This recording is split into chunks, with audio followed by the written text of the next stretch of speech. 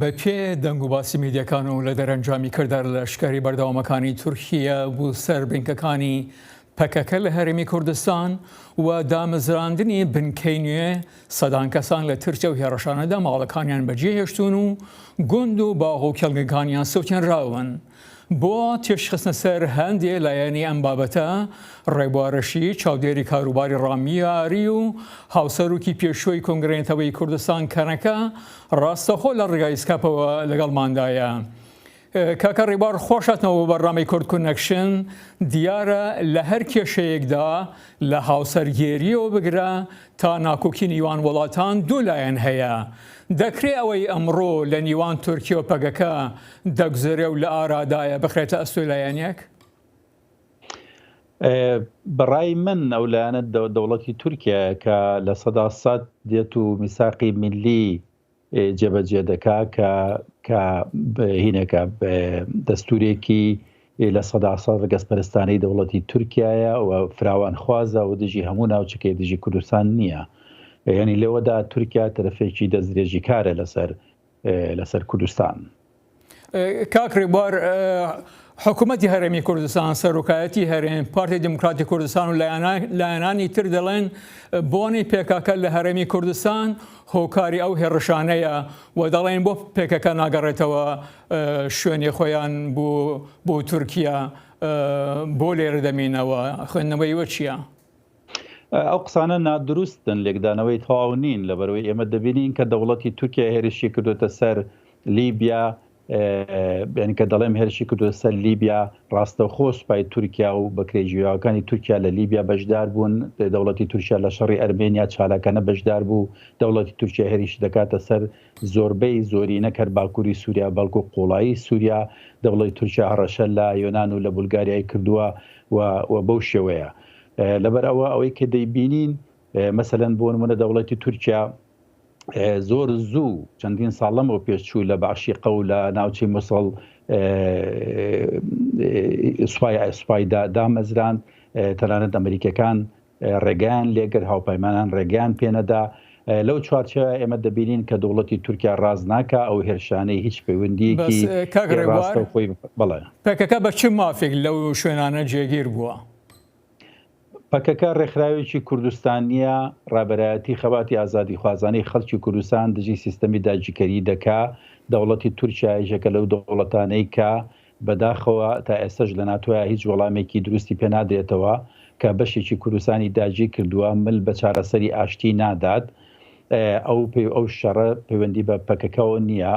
داگیرکردنی دەوڵەتی تورکیا و شەڕی دەوڵەتی تورکیا دەست بە خەڵکی کوردستان دەگەڕێتەوە بۆ دروستبوونی دەوڵەتی تورکیا ساڵی 1923. لەو کاتەوە دەستدرێژیەک لەسەر کوردستان هەیە، نکۆڵیکردنێک لە هەبوونی خەڵکی کوردستان هەیە. ئەو سیستەمە داگیرکەری و زۆربەی لەسەر کوردستان هەیە. زیاتر لە 90 ساڵەوە ئاسقەزا بۆ 100 ساڵە چێ لە 2 ساڵی ئایندەدا 2023 دەبێت بە 100 ساڵ لە داگیرکردن و دەستدرێژی.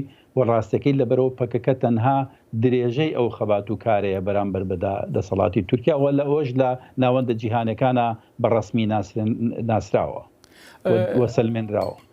کاک ڕێبوار، بە پێی میدیەکان تورکیا لە ماوەی چەند ساڵێکە فەرەتر لە 10 بنکەی سەربازی لە هەرێمی کوردستان هەیە و ئێستاکە بە نیازی دروستکردنی بنکەی ترە سەر چای مەدین. تا چەند ئەم بنکانە لە چوارچوەیەکی یاساییدا و یاخود بە ڕێکەوتنێک لەوێن و ئایا ئەمە پێشیلی نییە لە سەروەری عێراق و هەڵویستی لایەنە عێراقیەکان چییە؟ ڕاستەکەی دەستێوەردانێکی و دەستدرێژیکردنێکی زۆر توندە دژ بە سەروەری عێراق. ئەوە زۆر گرنگە. لە دۆخی ئاساییدا دەوڵەتی عێراق دەبوایە هاتایەتە سەرخەت بە هەموو شێوەیەک دژایەتی دەوڵەتی تورکیای بکردایە. بەڵام بەداخەوە ئەو سیستەم گۆڕانەی دەوڵەتی عێراق کە دەبوایە دیموکراسی بۆیە کە شیعە و سونە و کورد لە مەیدانێکی ئازاددا هەوڵیان بدایە سپاری سیاسی و ئابووری عێراق پێشخەنوان نەکردو. ئێستا عێراق لە ناوکۆچیەکە لە ناوخۆیدا دەژی. ئەوە وای کردو کە دەوڵەتی عێراق لاواز بێ و هەروەها دەوڵەتی تورکیا بتوان لە ڕێگای لۆبی تایبەتی خۆیەوە وا بکە کە عێراق نەتوانێت لەسەر سەروەری خۆی بێتە وەڵام. دەنا ئێمە بۆ نمونە ئێمە لە عێراقدا هەروەکو کوردیش کە سیستەمێکی فێدراڵیمان هەیە تەنها نزیکەی لە 150 ڕاستیەکەی لە نیواودی و دەسەڵاتە سیاسەکانی عێراق لە دەست کوردایە. هەر ئێستا مەسەلەن بۆ نمونە بەڕێزی سەرۆکۆمار کاک بەرهەم ساڵح دەیتوانی تەلەفۆن بۆ وڵاتانی عەرەبی بکە، بۆ وڵاتانی ئیسلامی بکە، بۆ یەکێتی ئەوروپای بکە، بۆ ناتۆی بکە، بۆ دەوڵەتی ئەمریکای بکە. ڕاستەکەی مەسەلەن بۆ نمونە دەیتوانی پەیوەندی بە زۆر بنکەی جیهانی دیکەەوە بکە سەبارەت بۆ دەستدرێژیانە وەزیرە کوردەکان دەیانتوانی ئەو کارە بکەن، داوا لە سەرۆکۆماری عێراقا کە ئەو کارە بکە، پەرلەمەنتارانی کورد دەیانتوانی ئەوە بکەن، چونکە ئێمە وەکو عەرزم کردی لە 150 دەسەڵاتی سیاسی عێراقمان لەجێدەستایە وەکو کورد و هەروەها عەرەبەکان دەبێ بزانن هەروەها و زۆربەی زۆران بەڕای من دەزانن کە وەڵامی ئەوان وەڵامێکی دروستی ئەوان بەرامبەر بە تورکیا وەڵامێکە بۆ پاراستنی سیادەی سەروەری عێراقە هەروەها کە هاوکات خازانجی کورد و خازانجی عێراقی تێدایە. کاکە ڕێبوار، تورکیەوە فەرسل 6 ساڵە شەڕی پێکەکە دەکات و بە بلیۆنەها دۆلار لەسەر ئابووری کەوتووە و سەرکەوتنی ئەوتوی بەدەست نەهێناوە. هۆی چییە؟ هێشتا وەکو کێشەیەکی سیاسی سەیری کێشەکە ناکات بەڵکو و دۆزینەوە چارەسەرێک بۆ ئەو کێشە لە جیاتی وەکو کەیسێکی ئاسایشی تەماشای دەکات. بەڵێ لەبەرەوەی کە تورکیا ڕاستەکەی هەر سەبارەت بە کوردوان نییە، سەبارەت بە بولگاریا ژوایە، سەبارەت بە قوبرسی ژوایە، سەبارەت بە یۆناان وایە، سەبارەت بە ئەرمێنیا و بە سووریا و بە هەموو لایەنەکانی دیکە وایە.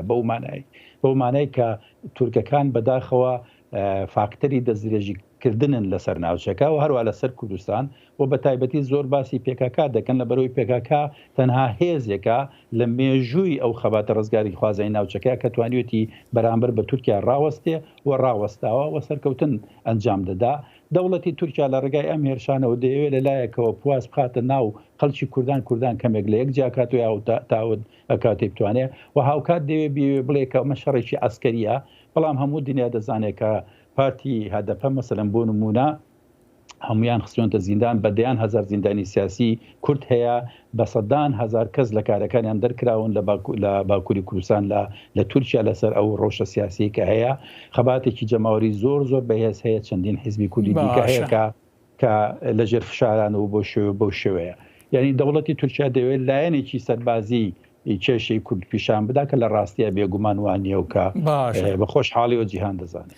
بەس کاک ڕێبوار، کۆمەڵگای نوێنەتەوەی بە تایبەتی ئەمریکا و یەکێتی ئەوروپا و نەتەوەی گرتوەکان لەم کەیسەدا بێدەنگن و فشار ڕاهێنە سەر هەردوو لە پێکەکە و تورکیا بۆ دوزینەوەی چارەسەرێکی ئاشتیانە. دەتوانن بێدەنگ بن، دەتوانن بێدەنگ نەبن لەبەرەوەی کە دەوڵەتی تورکیا بەداخەوە جوۆن ناگرێت. دەوڵەتی تورکیا چەندین ساڵە لە 100 ساڵی بۆ نمونە ڕابردوودا توانیوێتی کە مەرجەکانی خۆی پسە پێنێ لە ڕێوی ئەسکەریەوە خۆی نیشاندا کە خۆشبەختانە ئەوە بەرامبەر بە کوردستان کار ناکە. من پێم وایە دەوڵەتانی ئەوروپا ڕێگەیان داوە دەڵێن فەرم و بزانە ئەوە مەیدان بزانە چیت پێ دەکرێتکە من پێم وایە سەرنجامەکەی شکستە بۆ تورکیا. ڕێبوار ڕەشید چاودێری کاروباری ڕامیاری و هاوسەرۆکی پێشوەی کۆنگرێتەوەی کوردستان کارەکە، زۆر سپاس.